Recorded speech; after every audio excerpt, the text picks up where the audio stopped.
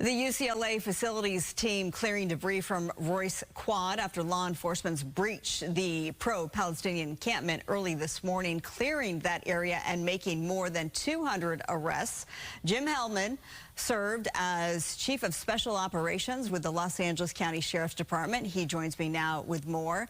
You have a lot of experience in this space. We're really appreciative that you're here in studio tonight. Thank you for having me. Appreciate it. Let's start with what happened most recently and the dismantling that we saw unfold in the early morning hours. How do you think overall that was handled? Because there was CHP, there was police, there was the Sheriff's Department, and UC police as well. How'd they do?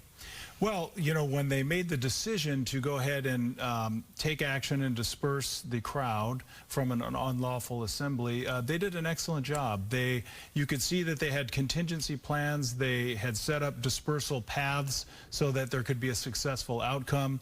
They also had the resources there, including LA County Sheriff's buses, which would provide that ability for mobile booking. And they had plenty of support with additional personnel from LAPD, LA County Sheriff's Department.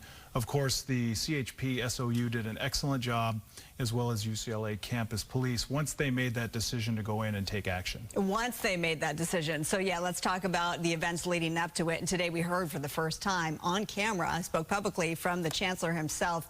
We want to put up a statement that he issued, though, prior about why he let it last as long as he did. And he says this.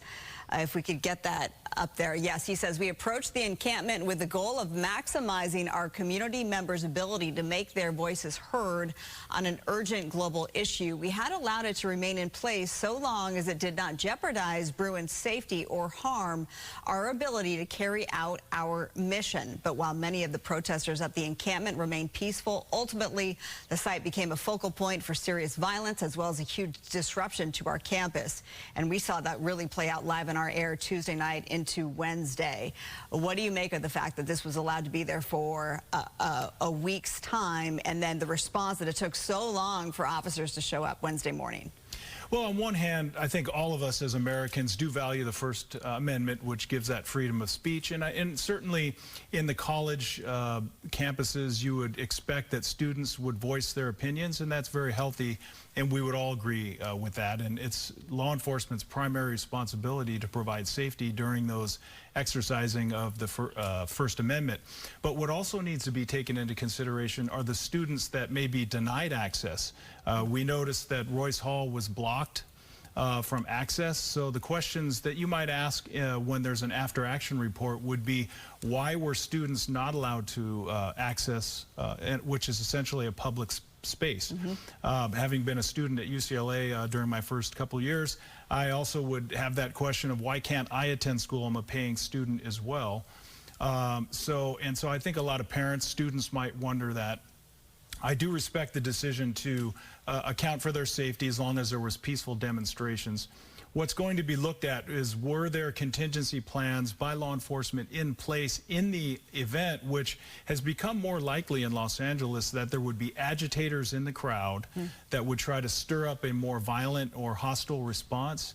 And so those are things that we'll have to look at. But I think to their credit, we have to look at the fact that, in fact, there were no serious injuries, and there was some damage to the campus, which is unacceptable. But at the end of the day, we had exercise of free speech. We had nominal injuries and a safe conclusion to the event. Unfortunately, we only have about 30 seconds left, but I mentioned your incredible experience. You were within the Rodney King riots as an LAPD officer, if I'm not mistaken. Yeah, with the LA County Sheriff's Department, I was on the front line during those riots. And then also you led the command for the George Floyd protests in 2020. What can we learn? What did we learn from those protests as we now deal with protests currently? Well, that we have to have plans, and we have to communicate as law enforcement officers clearly to elected officials about the next steps. Now, certainly we take guidance from our leaders about what the expectations are for each respective city, but when it crosses the line of infringing on safety or public access to areas that the entire public should have, then we have to take assertive action.